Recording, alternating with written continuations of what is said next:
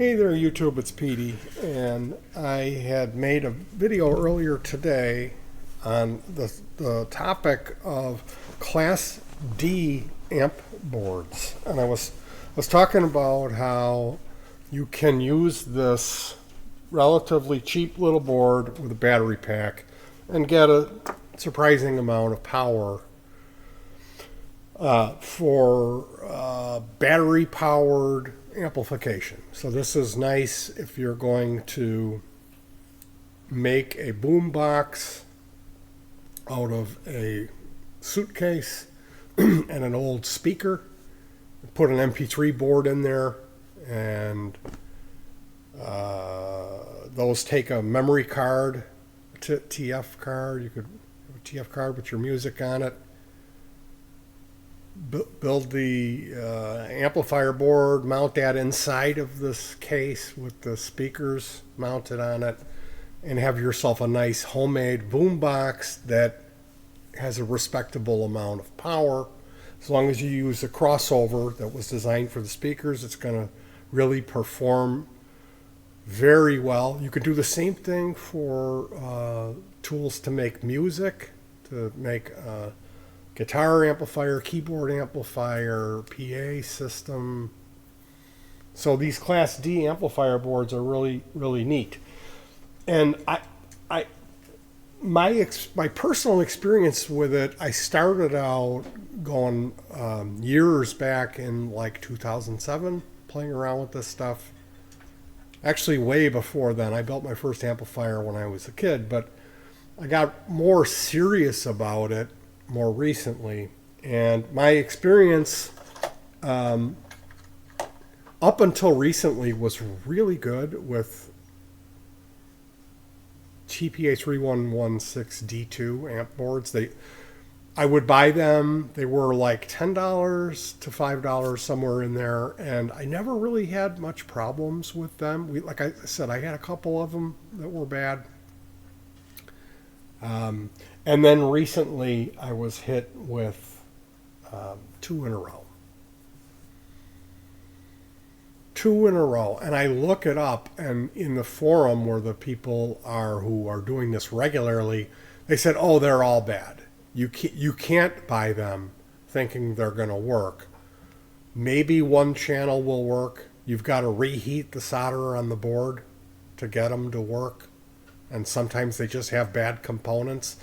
So I wanted to throw that out there. Make sure that the seller is cool about returns. If you're still interested at this point, me making a video saying, yeah, these things are great. They're not tube amps, and I never said that they were. That's important for me to. That's why the last video was an hour, is because anyone who would take a $5 Chinese cheap as chips Class D amp board and think that it could compete with a tube amp is ridiculous. Now to do the job that I'm asking it to do, which is just give me some signal. Just give me a boost so I can hear it. That's what Petey's been doing. And we haven't had issue with that. Like I said, we've done really well with it. I love those boards. Up until recently, I got two in a row where they only pass signal on one channel. And I went through and was testing the capacitors on the board. And like one of them, there was a little bit of paint on one of the capacitors, like, oh my.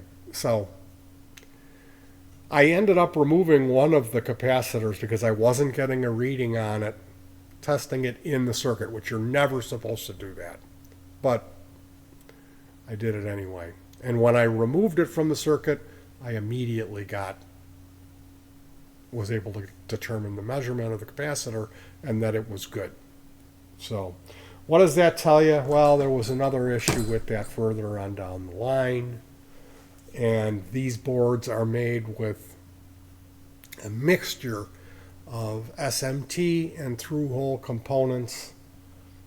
I'm not an SMT guy. I'm barely a through-hole guy.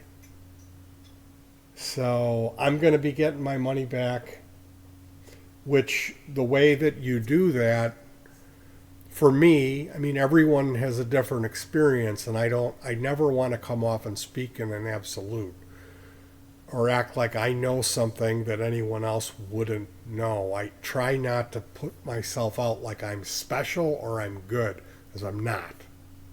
I'm not.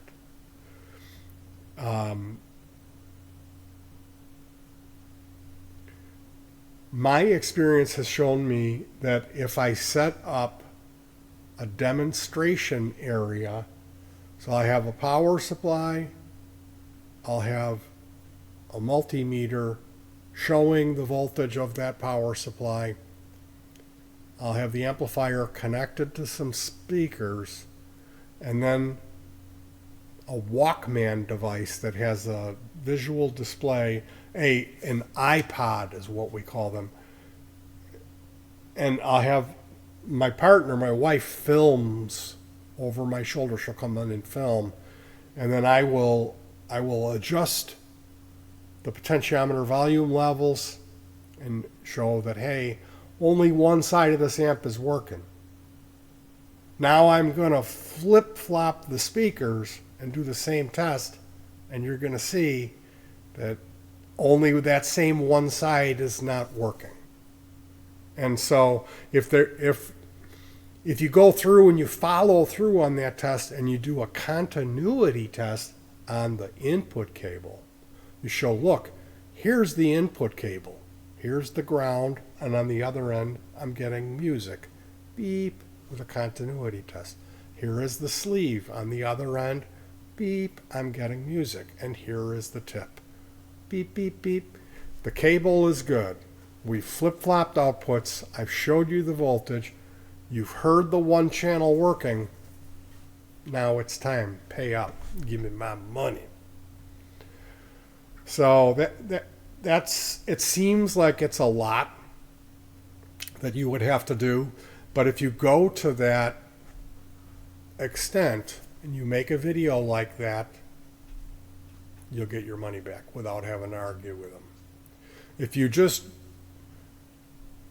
file a return claim and you type in there, the amplifier is only passing signal on one channel, they'll come back at you with every, are you sure you didn't hook it up wrong? What are you trying to do? You know, like, so the best thing for you to do is make a demonstration video, and then you gotta hope. Like in my case, I know I've got 2 of these that are in a project that I built and I wasn't happy with it. It's just really hard to get to it. It's in an area where I don't want to have to go and dig it out. And I had this amp finished. It worked. It was just that the amplifier board that I put in it was a new board. It was a more expensive board, and it was overpowered. So when I had it on, even if I had the volume down, the speakers were making a little bit of noise. It was producing a hiss because it was overpowered. So I thought, well, you know, this is a battery amp, and having it overpowered so it's making noise and I'm going to have to throttle it down doesn't make any sense. Let me put one of the smaller boards in it so I can open it up a little bit, and it's not going to hiss. Those amps don't produce, they're half the power, so it's perfect. And that would be probably perfect for what I'm trying to do. So I have the old power amp, and I'm not going to put that in there. I'll save that amp for a rainy day, for when I need something with more power. But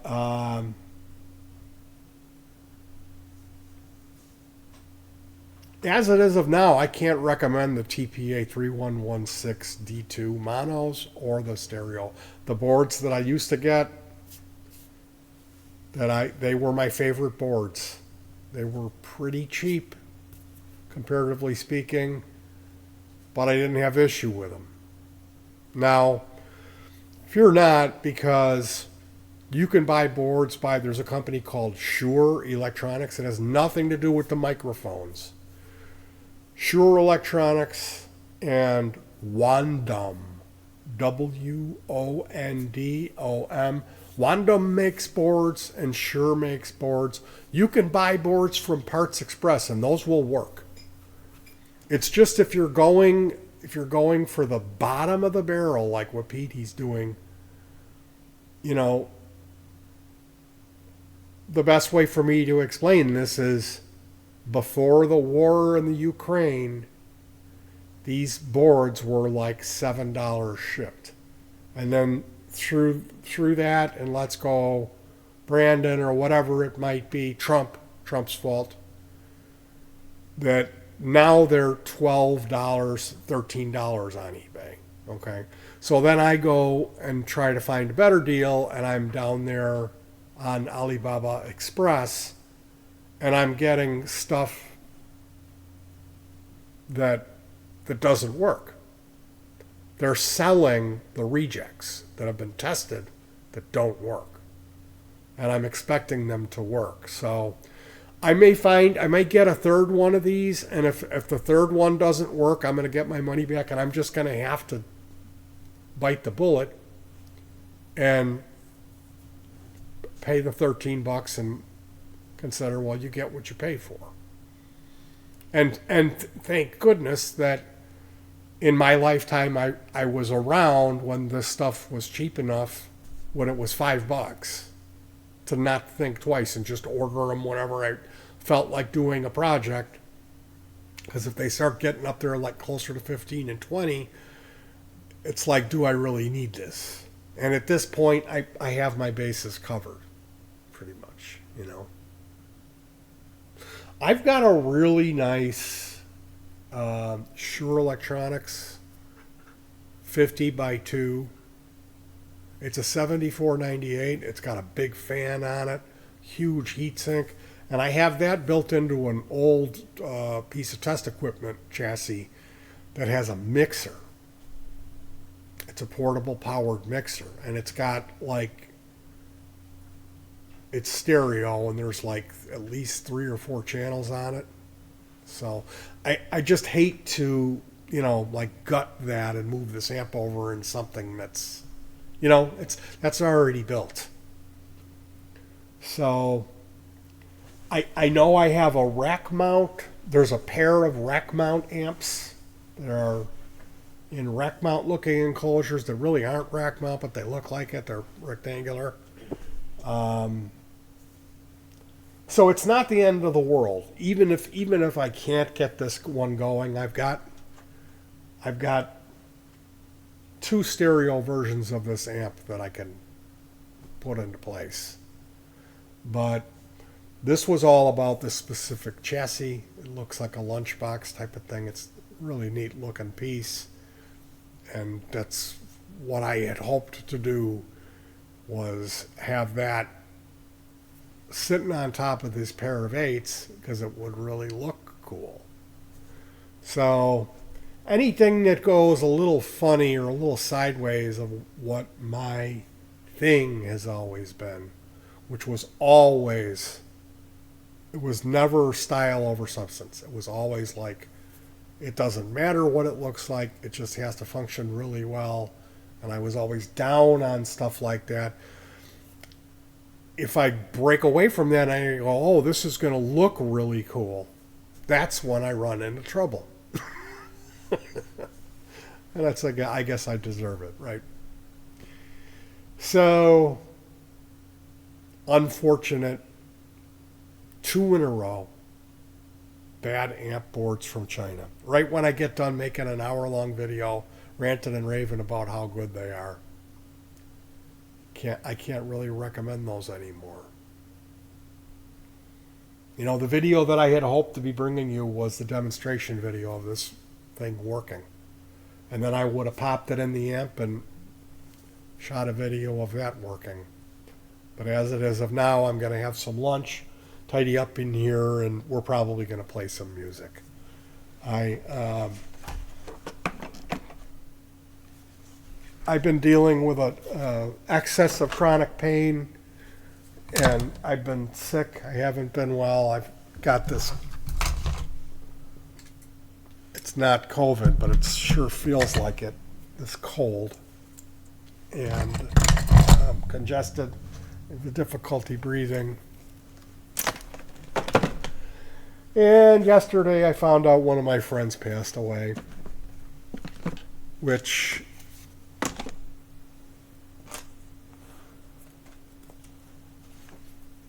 last time I saw this person was in 2017. And I was reaching out to this person saying, hey,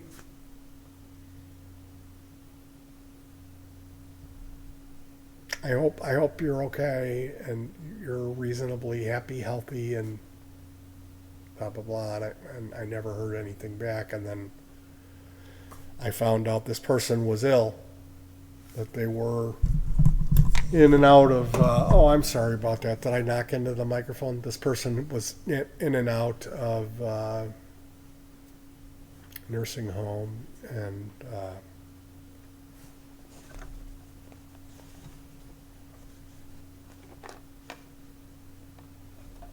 so that's going to take some time for me to get over that. It's like I'm a little bit angry about it, that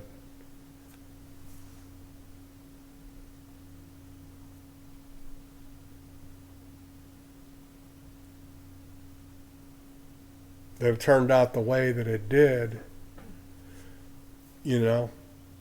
Would have been nice for me if I would have known. I could have let a whole huge other group of people know who went to school with this person. Nope, nobody knew.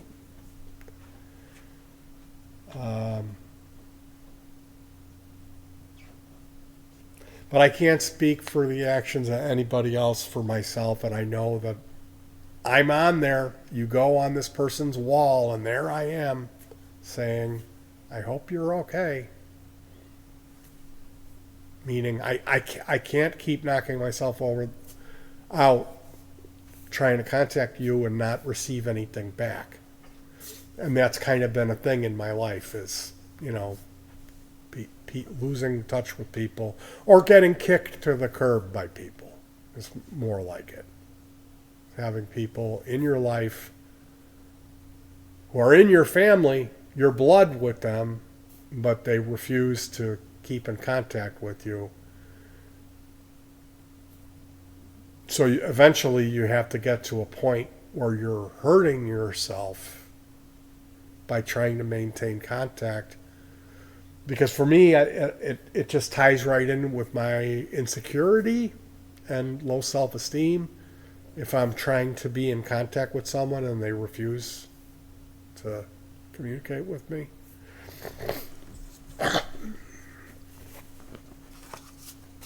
So, like I say, hug your pets, take care of yourselves, and peace.